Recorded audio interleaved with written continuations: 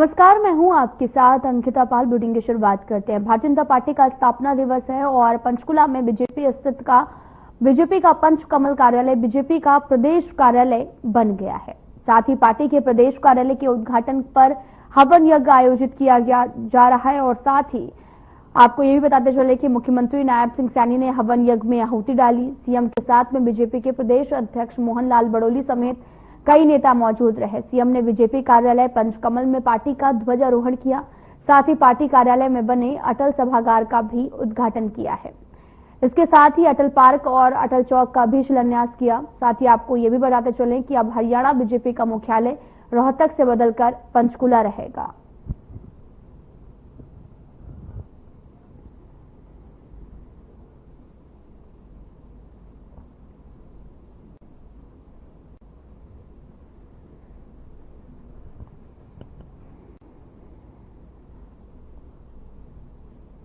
आपको तस्वीरें दिखा रहे हैं जो कि पंचकुला से हैं। दरअसल आज भारतीय जनता पार्टी का 46वां स्थापना दिवस था।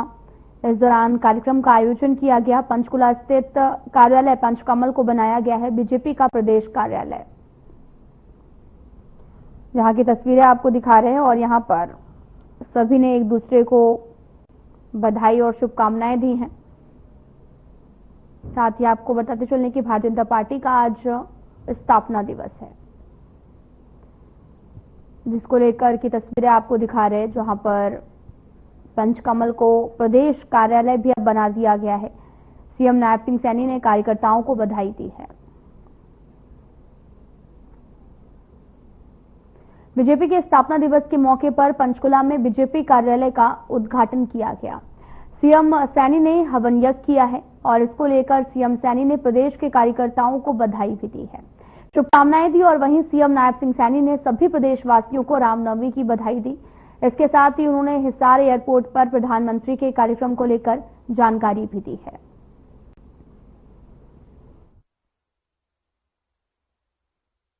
आज रामनवमी है, मां दुर्गा के नवरात्रे चल रहे हैं। मैं प्रदेशवासियों को रामनवमी की बहुत बहुत बधाई और शुभकामनाएं देता हूं। ये हमारे मां दुर्गा के नवरात्रे पर्व हैं और हमारी संस्कृति के साथ जुड़े हुए पर्व हैं। भगवान श्री राम के चरणों में मैं प्रार्थना करता हूं कि हमारा हरियाणा प्रदेश विकास की नई ऊंचाइयों को, बुलंदियों को छुए। ऐसी भगवान श्री राम से प्रार्थना करता हूं और हमारे हरियाणा प्रदेश के 2 करोड़ 80 लाख लोग स्वस्थ और मजबूत रहें, ऐसी कामना करता हूं। आज पार्टी का 46वां स्थापना दिवस। मैं पार्टी के स्थापना दिवस पर हरियाणा प्रदेश के कोटि कोटि कार्यकर्ता को बहुत बहुत बधाई और शुभकामनाएं देता हूं। आज इस अवसर के ऊपर हरियाणा प्रदेश के 2 करोड़ 80 लाख लोगों को भी मैं भारतीय जनता पार्टी के स्थापना दिवस पर बहुत बहुत बधाई देता हूं। आदरणीय नरेंद्र मोदी जी के नेतृत्व में ये भारत गति से आगे बढ़ रहा है और हमारे अटल बिहारी वाजपेयी जी ने जब 6 अप्रैल 1980 को पार्टी की स्थापना हुई, अटल बिहारी वाजपेयी जी इसके प्रथम अध्यक्ष बने। जनसंघ के बाद जब भारतीय जनता पार्टी के रूप में पार्टी का गठन हुआ, अटल बिहारी वाजपेयी जी प्रथम अध्यक्ष बने और उन्होंने जो संघर्ष किया, कोटि कोटि कार्यकर्ताओं की जो तपस्या थी, आज उसका परिणाम है कि भारतीय जनता पार्टी एक वट के वृक्ष के रूप में देश के लोगों को छांव देने का काम कर रही है। ये अटल बिहारी वाजपेयी जी ने जब एनडीए का भी गठन किया अपने सभी एनडीए के सहयोगियों को साथ लेकर के भारतीय जनता पार्टी देश को नई बुलंदियों के ऊपर ले जाने का काम कर रही है। आदरणीय नरेंद्र मोदी जी के नेतृत्व में आज पंचकुला में पार्टी के स्थापना दिवस के अवसर पर हमने यहां पर जो हमारा अटल मार्ग है, अटल मार्ग और उसके साथ ही अटल पार्क, जिसमें अटल बिहारी वाजपेयी जी की स्मृतियों को जो यहां पर देखने के लिए आएंगे,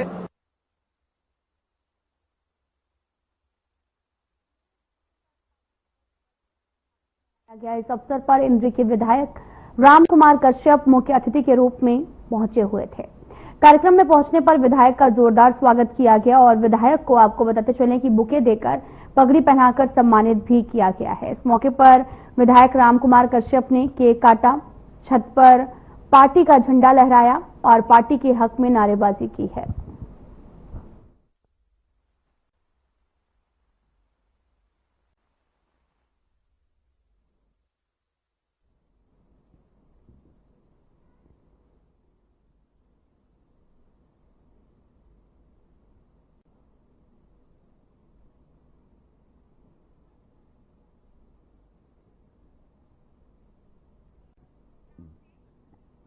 हिसार के कांग्रेस के सांसद जेपी ने प्रेस कॉन्फ्रेंस की है और आपको यह भी बताते चलें कि उन्होंने इस दौरान बीजेपी पर जमकर जो है वहां पर निशाना साधा। उन्होंने कहा कि हिसार के एयरपोर्ट को एरोड्रम बनाकर रखा है। इसके साथ ही उन्होंने ये भी कहा कि 32 गांव के लोग अब इसका विरोध करेंगे। उन्होंने सवाल भी किया कि एरोड्रम में इतनी जमीन क्यों दी है। कल मुख्यमंत्री जी कह रहे थे कि भारतीय जनता पार्टी 3 चुनाव से झूठ बोल रही है कि ये इंटरनेशनल एरोड्रम नहीं है। यही बात थी भाई। अगर इंटरनेशनल एरोड्रम होगा, कई साथियों ने मुझसे पूछा फिर मां झूठ बोल रहे हैं, या तो मैं इस्तीफा करूंगा या फिर भाजपा ने जनता से माफी मांगनी चाहिए कि हमने जनता के साथ धोखा करके, गलत कह करके वोट मांगे। यही बात थी कि और थी भाई। आज उसी बात को लेकर के अब पता नहीं इनको क्या सांप सूंघ गया। कई दिन तक पहले कहते रहे जेपी इस्तीफा दे, तैयार हो। पुराना डिप्टी चीफ मिनिस्टर का भी बयान आ गया कि सांसद इस्तीफा देने के लिए तैयार हो जाए। मैंने कहा भाई उसके इंटरनेशनल एयरपोर्ट बनवा दिया हो।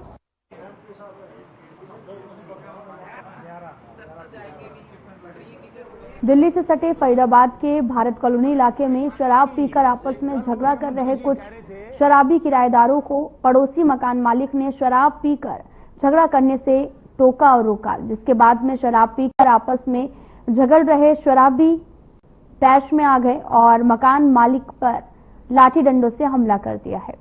साथ ही आपको ये भी बताते चलें कि बीच बचाव करने आए परिवार की महिला सामने आई तो शराबियों ने उन पर लाठी डंडे कुल्हाड़ी से हमला कर दिया। झगड़े का वीडियो सोशल मीडिया पर जमकर वायरल हो रहा है।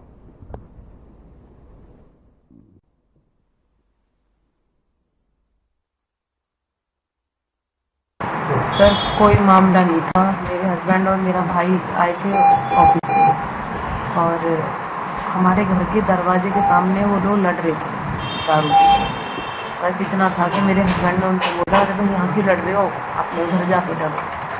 तो उन्होंने 3-4 बार आवाज़ लगा के बोला उन्होंने उसमें, मतलब वो रिएक्ट कर रहे थे कि मतलब तुम क्यों बीच में बोल रहे हो, ऐसे करके उल्टी सीधी बोलने लग गए। फिर मेरा भाई नीचे की साइड ही खड़ा था तो उन्होंने देखा कि ये उधर खड़ा है तो पता नहीं क्यों इसकी तरफ बढ़, उनमें से एक लड़का इसकी तरफ बढ़ा और हाथापाई करने लगा। फिर जब उसने हाथापाई करी तो मेरा लड़का छोटा वाला गाड़ी में सामान उतार रहा, वो बीच बचाव करने लगा। इतनी देर में और 4-5 थे वो हम ऑफिस से आए, मैं मेरे साथ ऑफिस से आए तो हमने आके देखा कि नीचे मेरे घर के नीचे 2-3 बंदे आपस में झगड़ रहे हैं और गाड़ी गलौज कर रहे थे। गाड़ी रुकता कर रहे तो हमें उतर के हमने कहा भैया तुम अपने घर के आगे जाके लड़ो, वहाँ गाड़ी गलौज ना करो। यहाँ मत करो। तो मेरा साला था, उसने फिर बोला कि जीजा आप जाओ ऊपर घर पे, मैं इन्हें पर करके आता हूँ थोड़ा सा। तो मैं ऊपर जीने पे चढ़ने लगा, वो उधर गए तो मैंने मुड़ के देखा तो वो उसको पीट रहे हैं, साले को पीट रहे हैं। और फिर जब मैं उतर के गया, मैंने देखा तो मेरा फिर मेरे पे हमला करा उन्होंने, कुहाड़ी लाठी पाठी वो उन्होंने दुकान में वहां से सब निकाल लिए। ये रात को सूचना मिली थी लेट नाइट कि भात कॉलोनी में झगड़ा हुआ है। तो पता चला कि दो पक्षों में कोई थर्ड पर्सन, दो पक्षों में झगड़ा हो रहा था। तो जो पार्टी जिसको चोट लगी है उन्होंने उनको बीच बचाव करने की कोशिश की, तो वो उनके साथ ही झगड़ा हो गया। और जो झगड़े में जो घायल हुआ है वो हॉस्पिटल में एडमिट है, उनका हमने स्टेटमेंट लिख लिया है और FIR दर्ज हो चुकी है इसमें। तो इसमें जल्दी ही आरोपियों को गिरफ्तार कर लेंगे और उनके खिलाफ सख्त से सख्त कानूनी कार्रवाई की जाएगी। सर, कितने लोगों के खिलाफ मामला दर्ज हुआ और किन धाराओं के तहत मामला? ये 5 से 6 व्यक्ति हैं, जिनके बाई नेम 4 हैं, बाकी अन्य में 2 नाम और हैं। तो इनको सभी को जो है जल्दी अरेस्ट करेंगे और नियम अनुसार कानूनी कार्रवाई अमल में लाई जाएगी। कितने लोग घायल हुए सर? इसमें तकरीबन 5 लोगों को चोट आई है।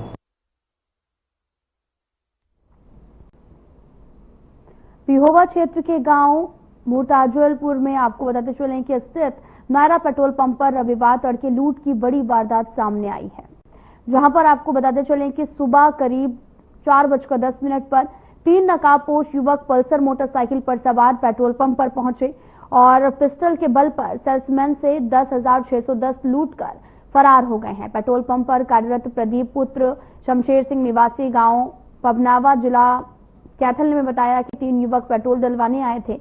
उन्होंने 100 का पेट्रोल डलवाया और पैसे भी दिए और हथियार दिखाकर उन्होंने प्रदीप से गले में रखी रात की बिक्री की सारी नकदी जबरन छीन ली। जाते जाते आरोपी जान से मारने की धमकी देते हुए फरार हो गए हैं।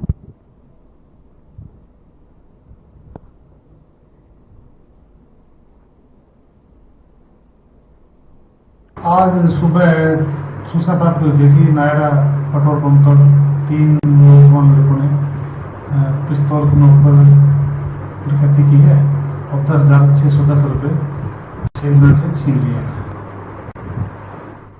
तो कोई फर्दर कार्रवाई सर इसमें भी? इसमें शिकायतकर्ता पवन पतनावा के बयान पर FIR लॉन्च कर दी गई है और मुकदमा की तफ्तीश जारी है। CCTV कैमरा वगैरह खंगाले जा रहे हैं। हाँ, CCTV पुलिस खंगाले जा रहे हैं और एक चेहरा भी थोड़ा सा आया है, जल्दी इस मुकदमे को शॉर्ट आउट किया जाएगा। सर बाइक बिना नंबर की थी या कैसे? हाँ, काले रंग की बाइक थी, पल्सर बिना नंबर की। महेंद्रगढ़ से एक हैरान कर देने वाला मामला सामने आया। जानकारी के मुताबिक आपको बताते चले कि एक किसान का एक दिन का बिजली का बिल 78 लाख रुपए से भी अधिक का आया है और यह भी कहा जा रहा है कि ये जो बिल है वो निगम के मीटर रीडर की लापरवाही के चलते आया है। अब किसान निगम की इस गलती को ठीक करवाने की काफी कोशिश कर रहा है, लेकिन निगम के दफ्तरों के लगातार चक्कर काट रहा है। बिजली विभाग के जेई बिल ठीक करने की भी बात कह रहे हैं।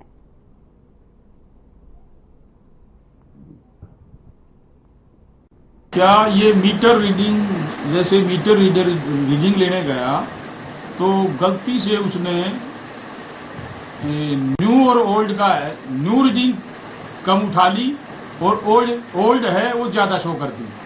ओल्ड तो थी पहले लेकिन न्यू उससे ज्यादा होनी थी। न्यू रीडिंग जो है वो उन्होंने न्यू रीडिंग कम उठा ली। तो उससे क्या है, सिस्टम ऑटोमेटिक लाखों में रीडिंग, लाखों यूनिट का बिल बढ़ जाता है। उसकी साइट वेरिफिकेशन रिपोर्ट करके आज भेज दिया हमने लाइनमैन को। 1717 रुपए का है वो बिल भर दिया जी। आपके पास जो ये बिल 28 तारीख को जनरेट होता है, ये बिल आपको कब मिलता है? ये तो लड़का ही लड़के ने भेजा था मेरी बात। ये बिल कितने का आया है? ये 78,21,363 रुपए। कितने दिन का बिल है ये? एक दिन का। एक दिन का बिल? एक दिन में आपने ऐसा क्या चला दिया कि 78 लाख का बिल आ गया? नहीं, हम तो वही अपना बड़ा सादा प्रोग्राम। तो आप इस बिल के बारे में विभाग से क्या चाहते हो? ये जो बिल आया ये दुरुस्त करें जाए मेरा। इससे आपके दिल पर कैसा लग रहा है?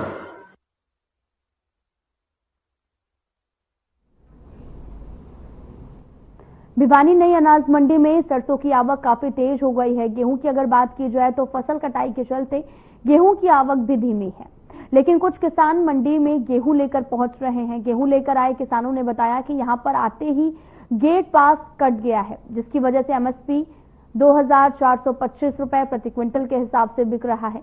वहीं अनाज मंडी सचिव ने भी बताया कि भिवानी मार्केट कमेटी के अंतर्गत आने वाली तीनों मंडियां भवानीखेड़ा, गांव चाक और भिवानी में सरसों की आवक बम्पर है।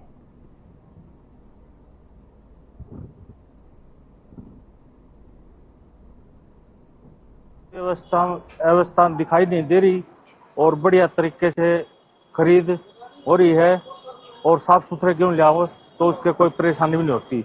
2400 रुपये का रेट चल रहा है। आज मैं गेहूं लेके आया हूँ मंडी में, आते ही टोकन कट गया और आड़ती के पास आया तो उसने काटा कराया और सीधा डंपर उठवा लिया, कोई परेशानी नहीं हुई। मूल्य है उसका समर्थन मूल्य हमें मिल रहा है, कोई दिक्कत नहीं, कोई परेशानी नहीं। सरसों की बात करें तो सरसों की आवक अब पीक पर है और हमारी जो है कल भी 17,000 के लगभग आवक हुई है। और अब तक हमारे मार्केट कमेटी भिवानी के अंदर में 3 मंडियां चल रही हैं, चांग है, भवानीखेड़ा और भिवानी मंडी। यहाँ अब तक कुल 1,41,000 की अराइवल हो चुकी है कल शाम तक की, और जिसमें 97,000 क्विंटल की खरीद की जा चुकी है और लिफ्टिंग भी लगभग 45% हो चुकी है, जिसमें से 45,480 क्विंटल की लिफ्टिंग हुई है।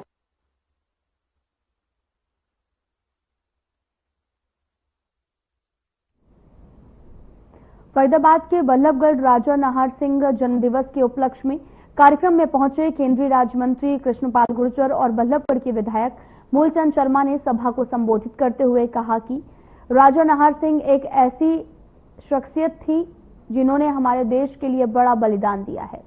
उन्होंने अंग्रेजों से लड़ाई लड़ते लड़ते अपना जीवन न्यौछावर कर दिया।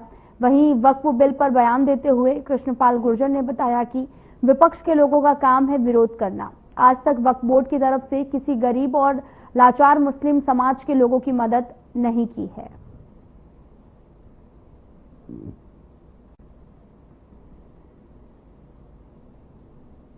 देखिए, आज आजादी के महान बलिदानी राजा नाहर सिंह की जयंती हर वर्ष की भांति मेरी सभी भाइयों से निवेदन है, जलपान की व्यवस्था भी है और मैं अपने आप को बहुत गौरवान्वित महसूस करता हूं कि ऐसे महापुरुष की जयंती में मुझे आने का मौका मिला, क्योंकि आने वाली पीढ़ियों को राजा नाहर सिंह जैसे बलिदानियों से ही प्रेरणा मिलती है, जिन्होंने आजादी की लड़ाई में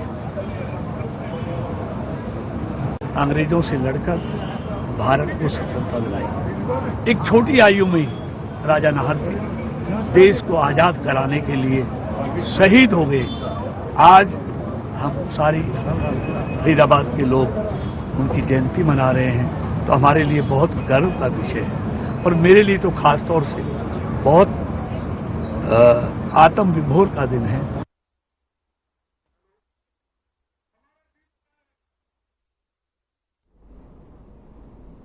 हरियाणा के जिले फरीदाबाद के बल्लभगढ़ स्थित अहिरवाड़ा में वीरवार की देर शाम लगभग 9 बजे एक 10वीं कक्षा के छात्र पर 2 बदमाशों ने चाकू से हमला कर उसे लहूलुहान कर दिया है, जिसे गंभीर हालत में फिलहाल बादशाह खां सिविल अस्पताल में इलाज के लिए भर्ती कराया गया, जहां पर घायल छात्र का इलाज चल रहा है। और इस घटना में घायल छात्र ने जानकारी देते हुए बताया कि वह 10वीं कक्षा में पढ़ता है।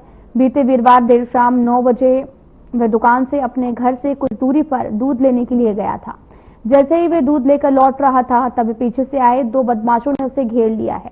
हालांकि पुलिस इस दौरान उनके बेटे के बयान लेने के लिए पहुंची थी और उसके बेटे के बयान भी ले लिए गए, लेकिन अभी तक बदमाश पुलिस की गिरफ्त से बाहर हैं।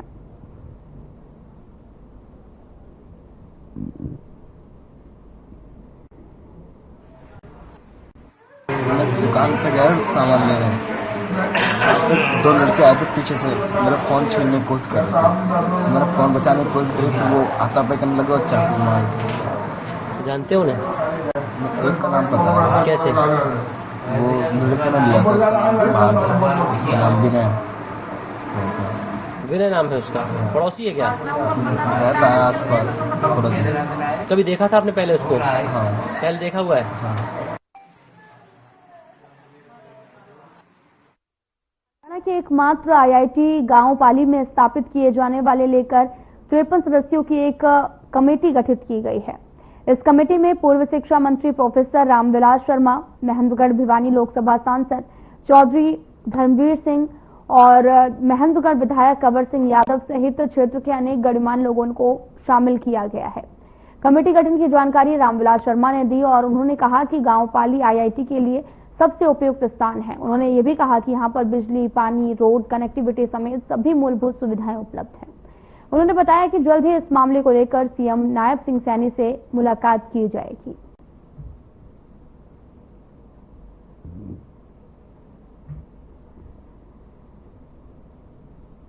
ऐतिहासिक दिन है, भगवान राम का जन्मदिन है। आईआईटी की जो भारत सरकार से चर्चा चल रही है उसके लिए पाली उपयुक्त जगह है और इस संबंध में धर्मवीर जी ने, हमारे लोकसभा सदस्य ने पार्लियामेंट में भी जोरदार तकरीर की है।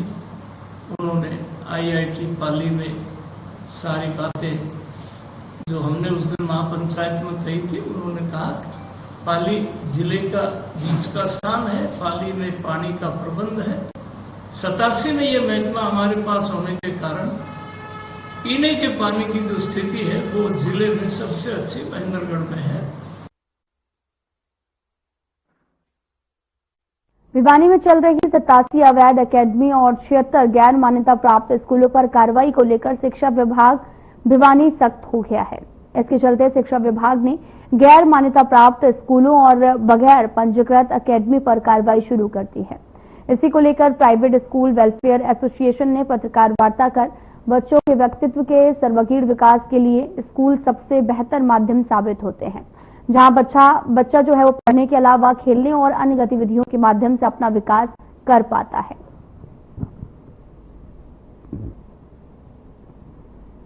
बच्चे तो स्कूल, जितने भी भिवानी शहर में इलीगल एकेडमी चली हुई है, केंद्र सरकार का कानून आने के बाद में हरियाणा सरकार ने कानून बनाया, एकेडमी का रजिस्ट्रेशन होना चाहिए और एकेडमी स्कूल टाइम के बाद चलनी चाहिए। स्कूल टाइम में कोई भी एकेडमी चाहे वो रजिस्टर्ड है वो भी नहीं चल सकती। स्कूल टाइम में सरकार का एक नारा है और प्राइवेट स्कूल एसोसिएशन का भी एक नारा है कि स्कूल गोइंग बच्चा स्कूल टाइम में स्कूल कैंपस में हो। वो स्कूल गवर्नमेंट भी हो सकता है या वो स्कूल कोई भी रिकॉग्नाइज स्कूल भी हो सकता है। तो इसी मुहिम के तहत भिवानी के जिला शिक्षा अधिकारी महोदय ने एक पत्र जारी किया है कि भिवानी जिले में जितने भी अवैध स्कूल चल रहे हैं, इलीगल स्कूल चल रहे हैं, जो अनरिकॉग्नाइज स्कूल चल रहे हैं, उनको जिला प्रशासन के साथ मिलकर के बंद करवाया जाएगा। ऑनलाइन के माध्यम से, तो अब इस तरह की जो प्राइवेट स्कूल को आपत्ति बच्चे तो स्कूल में रजिस्टर्ड, आज ऑनलाइन क्लासेस की कोई जरूरत। लाभ में इतना ही। नमस्कार।